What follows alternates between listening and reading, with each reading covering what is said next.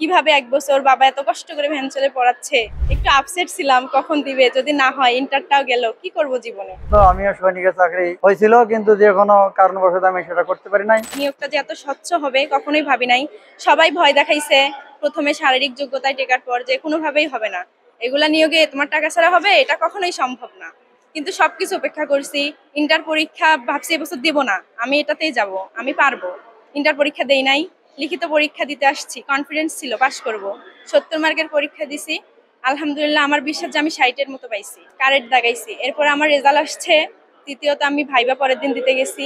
স্যাররা জিজ্ঞেস করছে আমাকে ৫টা কোয়েশ্চেন, আমি একটার উত্তর দিতে পারি নাই, কিন্তু ৪টার কনফিডেন্স সহকারে উত্তর দিছি।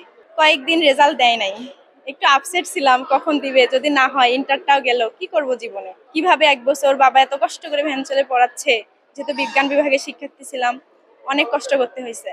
বাবা হঠাৎ করে রাতে একদিন ফোন দেখতেছি যে রেজাল্ট আসছে। কোনো দিকে তাকাই নাই, শুধু আমার রেজাল্টটা খুঁজতেছিলাম, আগে আমারটা দেখি তারপর অন্যদেরটা দেখবো। পরে দেখি যে আমার রেজাল্ট আসছে, আব্বু বলতেছে ভালো করে মিলাও, এটা তুমি। পরে আব্বু আমাকে জড়ায় ধরে কান্না করা শুরু করে দিছে যে আমি পারি নাই পুলিশে, কিন্তু আমার মেয়ে বাংলাদেশ জেলের একজন গর্বিত সদস্য হইতে পারছে। মোটামুটিভাবে ম্যাট্রিকে পাস করেছি, সায়েন্স নিয়ে এসে পড়তো। আমার খুব একটা আশা ছিল যে আমার দুটো ছেলে মেয়ের মধ্যে একটা ছেলে মেয়ে সরকারি জীবী চাকরিদার হবে এবং সে চাকরি করবে, আমার এটা খুব আশা। আমিও ছোটবেলায় লেখাপড়া করছিলাম 9-10 পর্যন্ত, আমিও সৈনিকের চাকরি হয়েছিল, কিন্তু যে কোনো কারণবশত আমি সেটা করতে পারি নাই। এর জন্য আমার কোনো সমস্যা নেই, কিন্তু আমার মেয়ে আজকে সে আমার আশাটা পূরণ করেছে। সে দীর্ঘজীবী হোক, সে আরো ভালো হোক, সে আরো উপরে উঠুক, দেশকে ভালোবাসুক, দেশের মানুষকে ভালোবাসা শিখুক। পরিশ্রম করে ভ্যান চালাইতাম, চাউল ডাউল কিনে খাইতাম, এর মধ্যে থেকে কিছু অংশ টাকা মানে বাঁচাইতাম। মেয়ের কাজে পরীক্ষার ফর্ম ফিল আপ দিতাম, তারপরে হাত খরচা দিতাম, তারপরে পরীক্ষার টাকা দিতাম। তখন আমার খুব একটা ভালো লাগছে। আমি তখন আমার মনে হয়েছিল যে আল্লাহ পাক আমাকে খুব একটা আমার স্বপ্নটা পূরণ করেছে আল্লাহ পাক।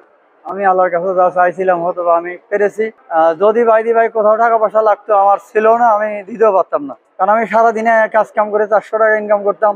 সংসার খরচ আছে, মেয়ের পেছনে দিতে দিতাম। আমি 50,000 টাকা দেওয়ার মতো তৌফিক আমার ছিল না, বা দিতেও পারতাম না। আল্লাহ রহমত করেছে, কোনো কিছুই লাগে নাই। আমি আল্লাহ তাআলা এবং আপনাদের কাছে লাখ লাখ শুকর। প্রথমে যে বিষয়টা এসছে সেটা হলো এই বর্তমান সরকার আসার পরে, মানে এই ইন্টারিম গভর্নমেন্ট আসার পরে যে কতগুলো কাজ করেছে যেগুলো মানুষের ভোগান্তি কমিয়েছে।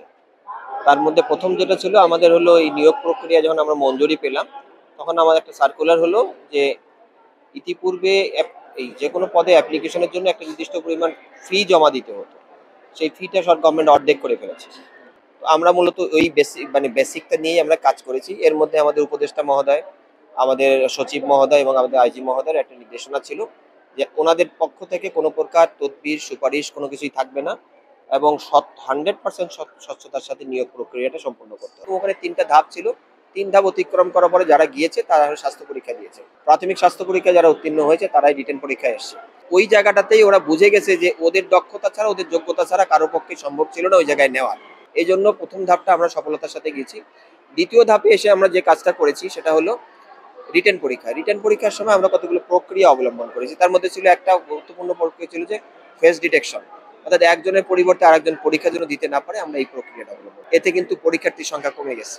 তো এই জন্যই বলছি যে আমাদের স্বচ্ছতা ছিল বলে ওরা চিন্তা করেছে যে এত নাম্বার কিভাবে পেয়েছে, এটা যদি যাচাই করতে যায় তাহলে হয়তো আমরা ধরা পড়ে যাবো। এই জন্য অনেকে আসে। সেটা হলো যে আমরা কোনো তদবির শুনিনি, কোনো প্রকার তদবিরে যাইনি, কোনো প্রকার অবৈধ লেনদেন হয়নি এবং তার প্রত্যেকটা দিন আমরা তাদেরকে মেসেজ করেছি যে কারোর সাথে লেনদেন করবেন না, কারোর সাথে কোনো প্রকার যোগাযোগ করবেন না। আমি মনে করি যে আমরা চেষ্টা করেছি, এতে যদি সামনের দিকে যদি সকল পর্যায়ে যদি এই ধরনের কাজ করে যায়, আমরা একটা আমাদের ভবিষ্যৎ প্রজন্মের হাতে একটা ভালো বাংলাদেশ উপহার দিতে পারি।